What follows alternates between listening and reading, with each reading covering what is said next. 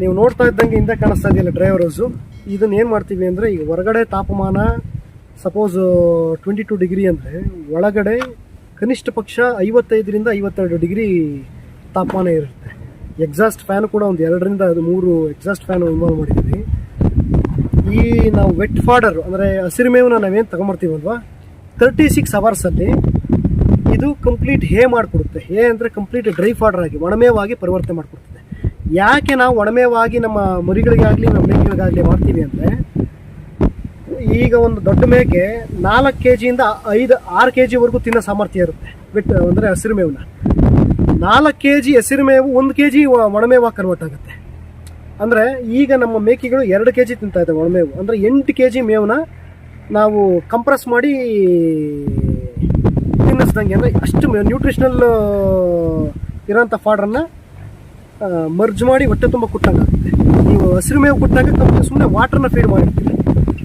Probably ಒಂದು ಕರ್ನಾಟಕದಲ್ಲಿ ಮೇಕೆ ಕುರಿಗಳಿಗೆ ಡ್ರೈಯರ್ ಹೌಸ್ ಮಾಡಿಸಿರೋದು ನಾವುಗಳೇ ಅಂತ ಹೇಳಕ್ಕೆ ಇಷ್ಟಪಡ್ತೀನಿ. ಈಗ ನಾವು ಬೆಳೀತಾರ ಅಷ್ಟು ಬೇಲಿ ಮೆಂತೆ ಡೆಸ್ಮೆಂತಸ್ ಅಂತಾರೆ, ಆ ಕ್ರಾಪ್ನ ಕಂಪ್ಲೀಟಾಗಿ ಹೇ ಮಾಡ್ತೀವಿ. ಈ ನೇಫಿಯರ್ಗಳು ಬೆಳೆದು ಅದನ್ನು ಡ್ರೈ ಮಾಡೋಕ್ಕಾಗಲ್ಲ. ತಾವು ಕಾರ್ಬೋಹೈಡ್ರೇಟ್ ಫಾಡರಲ್ಲಿ ಇನ್ನು CSV ಅಂತ ಇದೆ, ಸೈನೈಡ್ ರಹಿತ ಮೇವು. ಈ ಸೋರ್ಗಮ್ ಅಂತಾರಲ್ವಾ, ಸೋರ್ಗಮಲ್ಲಿ ಸೈನೈಡ್ ಕ್ವಾಂಟಿಟಿ ತುಂಬ ಇರ್ತದೆ. Coimbatore variety CSV 33 MF, KOFS 21 ಆ ಥರ ಎಲ್ಲ ಮೇವುಗಳಿದೆ. ಅದನ್ನು ಕೂಡ ತಾವು ಕಟ್ ಮಾಡ್ಕೊಂಡು ಈ ಥರ ಹೇ ಮಾಡ್ಕೊಬೋದು. ಲೆಗ್ಯೂಮ್ಸಲ್ಲಿ ಬೇಲಿ ಮೆಂತೆ, ಆಲ್ಫಾ ಮತ್ತು ಕಾರ್ಬೋಹೈಡ್ರೇಟ್ ಫಾಡರ್ಸಲ್ಲಿ ರಾಗಿ ಹುಲ್ಲಾಗಿರ್ಬೋದು, CSV 33 ಆಗಿರ್ಬೋದು, ಎಲ್ಲ ಹೇ ಮಾಡ್ಕೊಂಡು ತಿಂದಷ್ಟು ನ್ಯೂಟ್ರಿಷನಲ್ ಕಂಟೆಂಟು ಮತ್ತು ಅಷ್ಟೊಂದು ಕ್ವಾಂಟಿಟಿನ ಕಂಪ್ರೆಸ್ ಮಾಡಿ ತಿನ್ನಿಸಿದಾಗ ಮೇಕೆಗೆ ಪೌಷ್ಟಿಕ ಅಂದರೆ ದೃಷ್ಟಿಯಿಂದ ತಾವು 4 kg ಹಸಿರು ಮೇವು ಕೊಡೋ ಬದಲು 2 kg ಒಣಮೇವು ಕೊಟ್ಬಿಟ್ರೆ 8 kg ಮೇವು ತಿಂದಷ್ಟು ತಿನ್ನುತ್ತೆ ಅಂತ. ಸರ್ ಸುಮಾರು ಎಷ್ಟು ಇರುತ್ತೆ ಸರ್ ಟೆಂಪರೇಚರು ಡ್ರೈವರ್ ಹೌಸಲ್ಲಿ? ಅಂದರೆ ಹೊರಗಡೆ ಈಗ ಸದ್ಯದ್ದು 22 ಡಿಗ್ರಿ ಇದೆ. ಈಗ ಒಳಗಡೆ ಮೆಷರ್ ಮಾಡಿದ್ರೆ 50 ಡಿಗ್ರಿ ಇರುತ್ತೆ. ನಾವು ಇನ್ನು ಬೇಸಿಗೆಯಲ್ಲಿ ಬಂದಾಗ ಇವನ್ ಮನುಷ್ಯ ಕೂಡ ಸರ್ವೈವ್ ಆಗೋಕ್ಕಾಗಲ್ಲ, ಅಷ್ಟೊಂದು ಎಕ್ಸಾಸ್ಟ್ ಫ್ಯಾನ್ಗಳಿರ್ತವೆ. ತೇವಾಂಶ ಅನ್ನೋದನ್ನು ಬಿಡಲ್ಲ, ಹ್ಯೂಮಿಡಿಟಿನ ಕಂಪ್ಲೀಟಾಗಿ ಎಳ್ಕೊಂಡ್ಬಿಡ್ತವೆ. ಒಳಗಡೆ ಕಂಪ್ಲೀಟ್ ಟೆಂಪ್ರೇಚರ್ ಮಾತ್ರ ಹ್ಯಾಂಡ್ ಆಗುತ್ತೆ, 0 ಹ್ಯೂಮಿಡಿಟಿ ಇರ್ತದೆ. ಸರ್ ಇದು poly house concept? Poly house concept ಅಲ್ಲ ಸರ್. ಪಾಲಿ ಹೌಸಲ್ಲಿ ಈ ಸೈಡ್ ಬೈ ಸೈಡ್ ಎಲ್ಲ ಶೇಡ್ ಇರ್ತೀವಿ, ಶೇಡ್ ನೆಟ್ ಇಟ್ಟಿರ್ತಾರೆ. ಓಕೆ. ಈ ಕಂಪ್ಲೀಟ್ ಕ್ಲೋಸ್ ಇದೆ, ಒಳಗಡೆ ಒಂಚೂರು ಗಾಳಿನೂ ಆಡಲ್ಲ. ಓಕೆ. ಬೇಲಿ ಮೆಂತೆ ಡೆಸ್ಮೆಂತಸ್ ಅಂತಾರೆ. ಟೋಟಲ್ಲು 13 ಎಕರೆ ಹಾಕೊಂಡಿದ್ದೀವಿ. ಈಗ ಏನು ಕಾಣಿಸ್ತಾ ಇದೆಯಲ್ಲ ಅದು 49th ಡೇ ಓಲ್ಡ್ ಕ್ರಾಪ್. ಅದು 49th ಡೇ. ಓಕೆ. ಆ್ಯಾವ್ರೇಜ್ ನಾವು ವಾರ್ಷಿಕ ಇಳುವರಿ 1 ಎಕರೆ ಮೇಲೆ 110 ಟನ್ ತೆಗಿತಾ ಇದ್ದೀವಿ. ನಮ್ಮಲ್ಲಿ ಕಲ್ಟಿವೇಶನ್ ಇರೋ ಕಾರಣ ಅಷ್ಟು ಬರ್ತಾ ಇದೆ. ಕಾಂಪೋಸ್ಟ್ ಮಾಡಿ ಕೋಳಿ ಗೊಬ್ಬರ ಮತ್ತು ಕುರಿ ಗೊಬ್ಬರನ ಕಾಂಪೋಸ್ಟ್ ಮಾಡಿ ಅದಕ್ಕೆ ಇದು ಮಾಡ್ತೀವಿ. ಯೂರಿಯಾ ಮತ್ತು DAP ಹಾಕಲ್ಲ. ಯಾವುದೇ ರೈತರುಗಳು ಈ ಥರ ಬೇಲಿ ಮೆಂತೆ ಯಥೇಚ್ಛವಾದ ಟನ್ ಇಳುವರಿಯನ್ನು ತಗೊಬೋದು. ಮತ್ತು ಹೇಳ್ತಾರೆ ಈ ಇಳುವರಿ ಬರಲ್ಲ ಅಂತ ಹೇಳ್ತಾರೆ.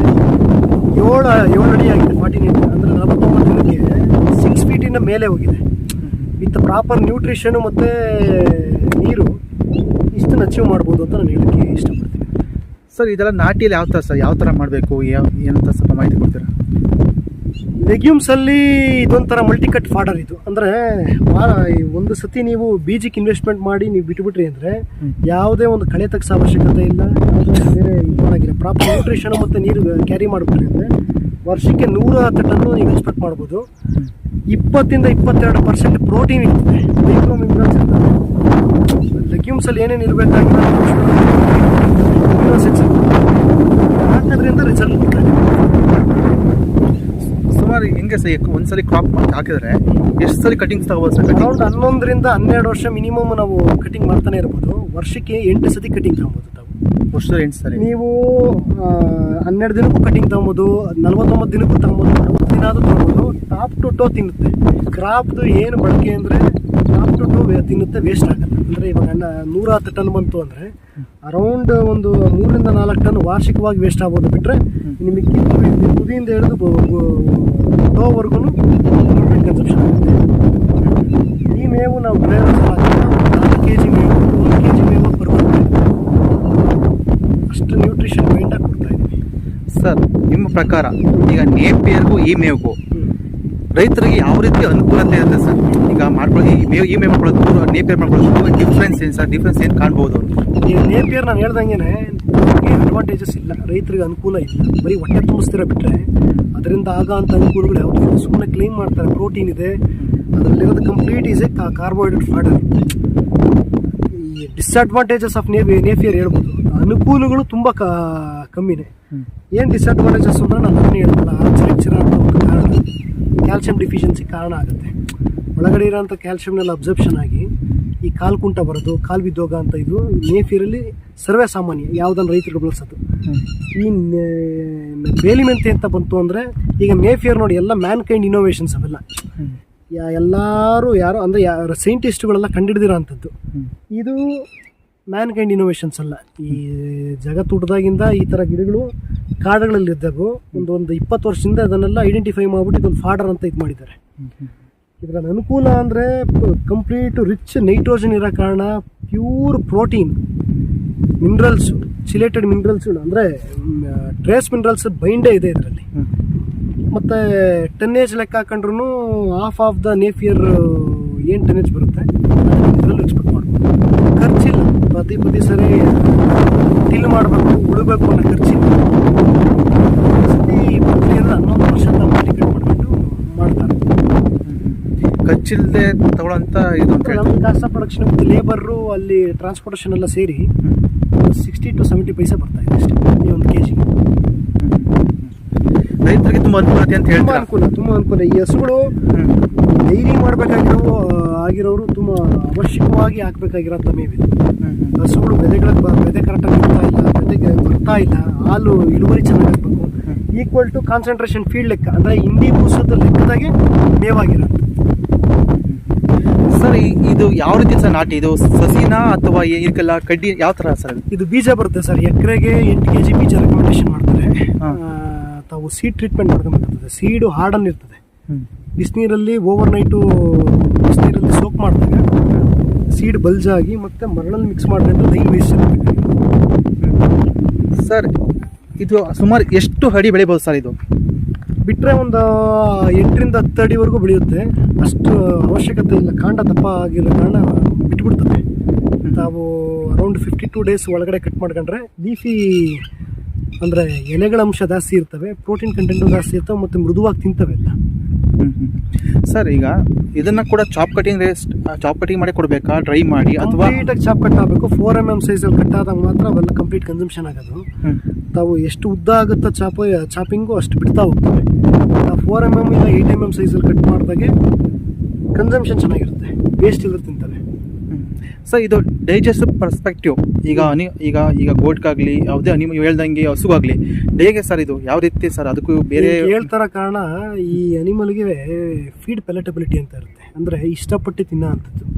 ಮತ್ತು ಟೋಟಲ್ ಡೈಜೆಸ್ಟಿಬಲ್ ರೇಷಿಯೋ ಅಂತ. ಈ ಬೇಲಿ ಮೆಂತೆ 89% 92% ಪರ್ಫೆಕ್ಟ್ ಜೀರ್ಣ ಆಗುತ್ತೆ. ನಾವು ಬರೀ ಈಗ ನಮ್ಮ ಫಾರ್ಮಲ್ಲಿ ಏನು ಮಾಡಿದ್ದೀವಿ ಅಂದರೆ ನಾವು ಬರೀ ಫೋಕಸ್ ಮಾಡ್ತಾ ಇರೋದು ಬೇಲಿ ಮೆಂತೆ ಬರೀ ಕೊಟ್ಟರೆ ಸಾಕು. ಈಗ ಈ ಗಿಡದಲ್ಲಿ ತುಂಬ ಒಳ್ಳೆ ನೈಟ್ರೋಜನ್ ಅಂಶ ಇದೆ.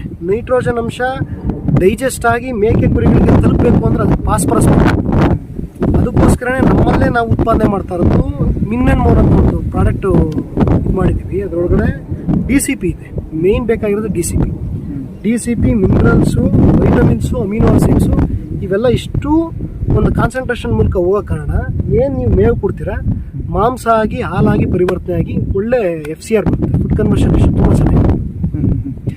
ಅಂದರೆ ಸರ್ ನಿಮ್ಮ ಅಭಿಪ್ರಾಯ, ನಾನು ಇವಾಗ ಎಷ್ಟು ಕೇಳ್ಪಟ್ಟಾಗ ನಿಮ್ಮ ಅಭಿಪ್ರಾಯ ಏನಂದರೆ ಈ ಮೇವಿನಿಂದ ಈಗ ಹಸು ಆಗಲಿ ಮೇಕೆ ಆಗಲಿ ಯಾವುದೇ ಪ್ರಾಣಿಗಳಾಗಲಿ ಅವಕ್ಕೆ ಆರೋಗ್ಯದ ಸುಧಾರಣೆಗೆ, ಆರೋಗ್ಯ ಅನ್ನೋದೊಂದು ಕಾನ್ಸೆಪ್ಟ್ ಇಟ್ಕೊಂಡ್ರು ಕಾಸ್ಟ್ ಆಫ್ ಪ್ರೊಡಕ್ಷನ್ ತೀರಾ ರೈತ ಉಳಿಸ್ಬೋದು. ಈಗ ನೇಪಿಯರ್ ಆಗಿದಾಗ ಫೀಡು ಬೂಸನ ಎಷ್ಟೆಷ್ಟು ತುರಿತಾರೆ, ಈಗ ಕ್ರಮೇಣವಾಗಿ ಕಮ್ಮಿ ಮಾಡ್ಬೋದು. ಯಾಕಂದ್ರೆ ಗಿಡಗಳಲ್ಲೇ ಆ ಅಂಶ ಇರೋ ಕಾರಣ ಕಾಸ್ಟ್ ಆಫ್ ಪ್ರೊಡಕ್ಷನ್ಗೆ ಉಳಿತಾಯನೇ ಆಗುತ್ತೆ. ಹಾಲಿನ ಉತ್ಪಾದನೆ ಆಗಿರ್ಬೋದು, ಮಾಂಸದ ಉತ್ಪಾದನೆ ಆಗಿರ್ಬೋದು, ಖರ್ಚು ಕಮ್ಮಿ ಮಾಡ್ಬೋದು ಮೇವು ಹಾಕೋದಕ್ಕೆ. ಸೊ ನೀವು ಹೇಳಿದ ಪ್ರಕಾರ ಇದು ನ್ಯಾಚುರಲ್ ಫುಡ್ ಆಗಿದ್ರಿಂದ ಒಳ್ಳೆ ಅರಣ್ಯಗಳಲ್ಲಿ ಇದೇ ಥರದ್ದು ಇನ್ನೊಂದಷ್ಟು ಇದಾವೆ. ಸ್ಟೈಲೋ ಹಮಾಟ, ಸ್ಟೈಲೋ ಸ್ಕ್ಯಾಬ್ರಾ ಅಂತ ಎಲ್ಲ ರೆಕಗ್ನೈಸ್ ಆಗಿರೋದು 10 ರಿಂದ 15 ವರ್ಷದಿಂದ ಮಾಡ್ತಾರೆ. ಇದು ಈ ಫ್ಯಾಮಿಲಿ ಏನು ಅಂದ್ರೆ ಕಚ್ಚಿನಟ್ ಪ್ಲಾಂಟ್ ಇದೆಯಲ್ಲ, ಮುಟ್ಟಿದ್ರೆ ಮನಿ ಸೊಪ್ಪು ಅಂತಲ್ಲ, ಅದರಲ್ಲಿ ಬರೋದು ಸೊಪ್ಪು, ಆ ಫ್ಯಾಮಿಲಿಯಲ್ಲಿ ಬರೋಂಥ ಒಂದು ಪ್ಲಾಂಟು ನಾನು ಹೇಳ್ತಾ ಇರೋದು ಬರೀ ಟ್ರೇಸ್ ಮಿನರಲ್ಸ್ ಪ್ರೋಟೀನ್, ಎಷ್ಟೋ ಪಾಲಿಫೆನಾಲಿಕ್ ಕಾಂಪೌಂಡ್ಸ್ ಇದೆ, ಫ್ಲವನೈಡ್ಸ್ ಇದೆ, ಮತ್ತೆ ಆ ಸಬ್ಜೆಕ್ಟ್ ಗೊತ್ತಾಗುತ್ತೆ. ಇಷ್ಟು ಕಾಂಪೌಂಡ್ಸ್ ಹೊಂದಿರೋಂಥ ಒಂದು ಏಕೈಕ ಗಿಡ ಇದು. ಸೊ ಹೈನುಗಾರಿಕೆವರೆಗೂ ಪ್ರಿಫರ್ ಮಾಡ್ತೀರಾ ನೀವು ಇದನ್ನ? ಹೈನುಗಾರಿಕೆ ಅವರು ಮಸ್ಟ್ ಅಂಡ್ ಶುಡ್ ಟ್ರೈ ಮಾಡೋದು.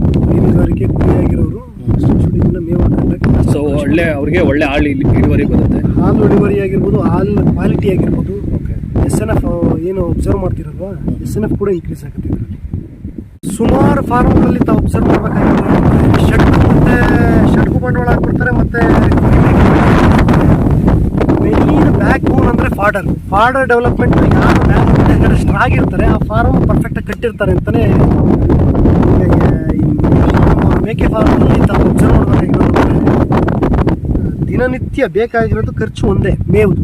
ನಾವು ಕೊಂಡಾಕ್ದಾಗಲಿ ತಿರುಗಿದಾಕ್ದಾಗಲಿ ನಾವು ಹೆಂಗೆ ಪ್ರಾಫಿಟ್ಟು ಡಿವೈಡ್ ಮಾಡೋಕ್ಕಾಗಲ್ಲ. ಎಷ್ಟು ಹಿಂದೆಗಡೆ ಅಷ್ಟು ಶ್ರಮ ಬಿದ್ದು ನಾವು ಫಾರ್ಮಲ್ಲಿ ಕಟ್ಟಿರ್ತೀವಿ, ಅಷ್ಟು ಗಟ್ಟಿಯಾಗಿ ನಮ್ಮ ಫಾರ್ಮು ನಿಲ್ಲುತ್ತೆ. ನನ್ನ ಸಂದೇಶ ಏನಂದರೆ, ನಾವು ಬೇರೆ ಮಂತನೇ ಅಂತ ಅಲ್ಲ, ಆದರೂ ಆ ಕಡೆ ನಮಗೆ ವರ್ಕೌಟ್ ಆಗಬೇಕು. ಮಲ್ಟಿ ಕಟ್ ಫಾಡರ್ ಆಗಿರಬೇಕು, ಮತ್ತು ಯಥೇಚ್ಛವಾದ ಇಳುವರಿನೂ ಬರಬೇಕು. ನಾವು ಬೇಲಿ ಮಂತನೇ ಯೂಸ್ ಮಾಡಬೇಕು.